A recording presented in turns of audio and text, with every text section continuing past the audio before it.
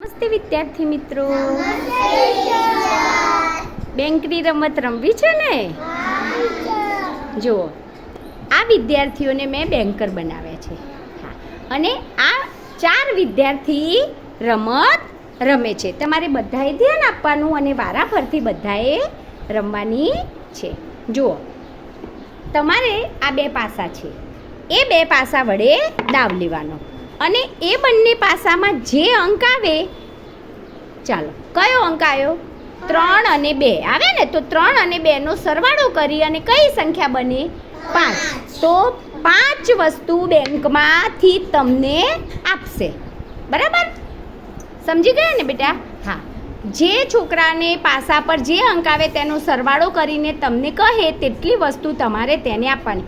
બધાએ વારાફરતી દાવ લેવાનો છે. આપણે 4 કે 5 દાવમાં રમત પૂરી કરી અને પછી જેટલી વસ્તુ ભેગી થાય તે વસ્તુ આપણે બેંકમાં જમા કરાવીશું અને 10 વસ્તુના બદલામાં બેંકમાંથી આપણને એક ત્રિકોણ મળશે. બરાબર? ચાલો રોશનભાઈ, તમારાથી દાવ શરૂ કરો.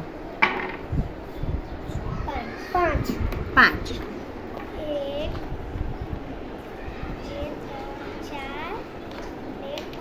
બરાબર.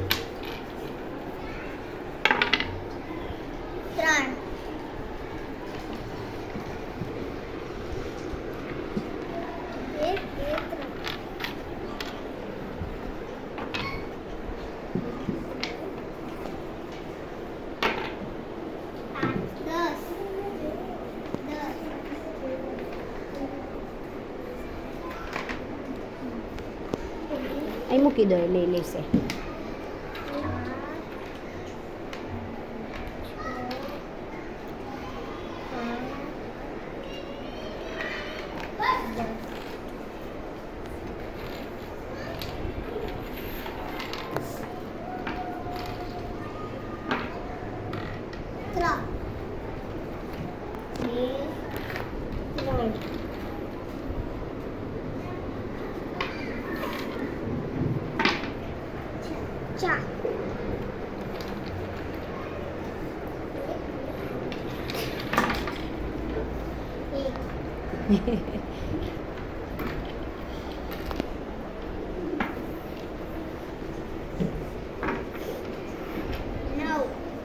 વેરી ગુડ બેટા. 4, 5, 6, 8, 9. ચલો, કોને 9 વસ્તુ મળી? વિહાની બેનને. ચલો, કેટલા આવ્યા બેટા? 6. Very good. 6 વસ્તુ આપવાની.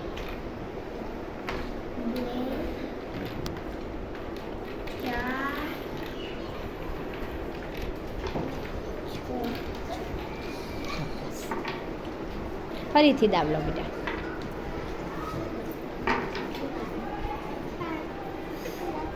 કરો સરવાળો. બરાબર, જોરથી બોલવાનું બેટા. 4 ને 2 6 વસ્તુ આપો બેટા.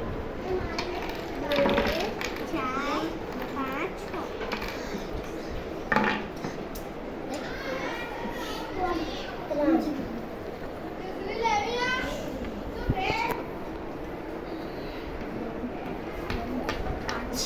બોલો, કેટલા આવ્યા બેટા? 5.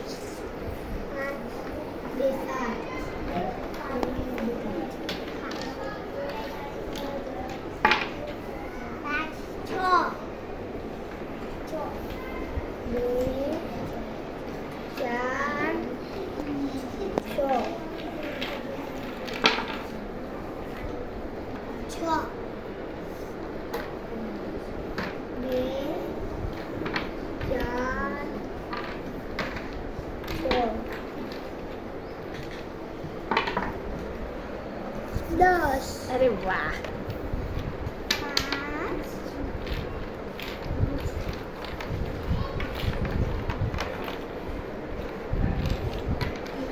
10. Very good. 5.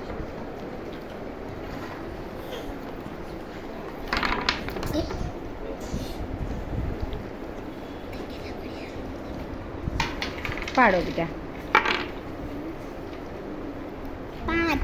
5. 3 ને 2 5. સરસ. ચલો કેટલા થયા? 2. 2. Very good.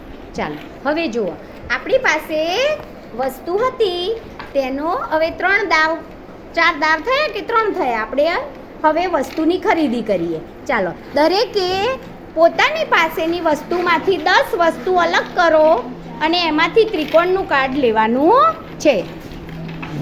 ચલો 10 વસ્તુ ગણી અને અલગ કરો.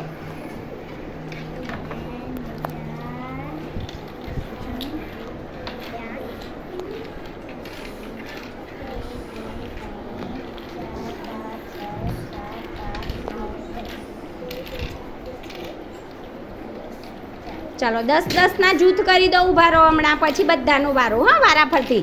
ચાલો રોશન, બીજા 10 જૂથ બનશે. જુઓ, ઊભા રહો અવની. 10-10 જૂથ કરી દો એટલે ખબર પડે. ચલો રોશન ને 10-10 કેટલા જૂથ બન્યા? અહીં મૂકો બેટા. જૂથ ભેગું કર્યું. 2 4 6 2 8 2 10. ચલો 10 કરી દો. પોતાની વસ્તુ પાસે છે જે વસ્તુ એના 10-10 જૂથ કરી દો ને કેટલા છૂટા રહ્યા એ જુઓ. ચાલો હવે એક વિદ્યાર્થીથી શરૂ કરીએ. ચાલો રોશન, કેટલા 10 જૂથ બન્યા? 2 જૂથ બન્યા, હે ને? હવે એ 2 જૂથ બેંકમાં જમા કરાવવાના, તો તમને કેટલા ત્રિકોણ મળશે? 2. હા, ચલો એક જૂથ જમા કરાવ્યું તો પહેલા એક ત્રિકોણ આપો બેટા એને. હા, ચલો હવે બીજું જૂથ જમા કરાવો ત્યારે બીજું ત્રિકોણ મળશે. 2 ત્રિકોણ હવે અહીં મૂકો બેટા. 2 ત્રિકોણ અને કેટલા છૂટા? હા, સરખા ગોઠવી દો. 2 ત્રિકોણ દેખાય એમ. ચલો ગૌતમભાઈ, તમારે કેટલા જૂથ બન્યા? 10 કેટલા જૂથ બન્યા? 1 જૂથ બન્યું. તો ચાલો 10 વસ્તુ આપશો એટલે શું મળશે તમને બેંકમાંથી? ચાલો લઈ લો જમા.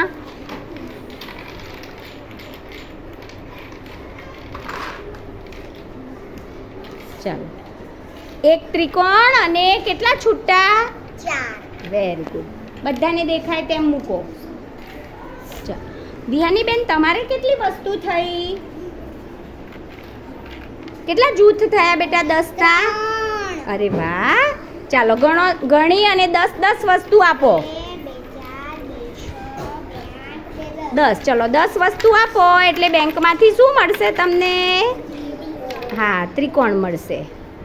ચાલો લઈ લો હર્ષભાઈ.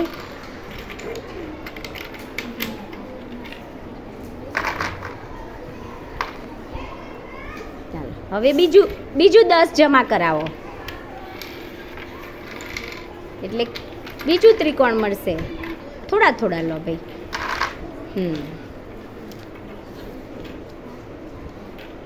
અને ત્રીજા 10.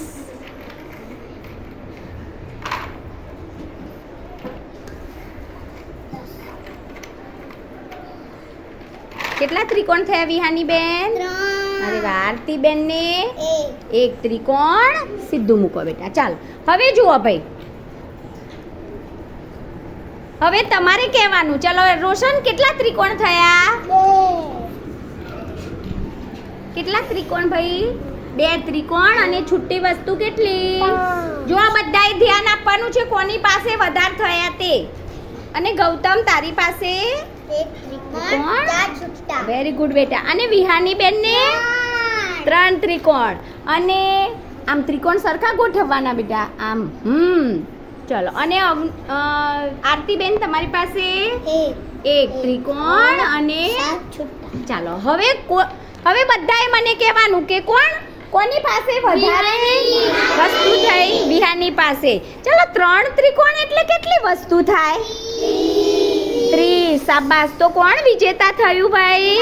વિહાની. અને હવે મને એમ કહો કે કોની પાસે ઓછા છે?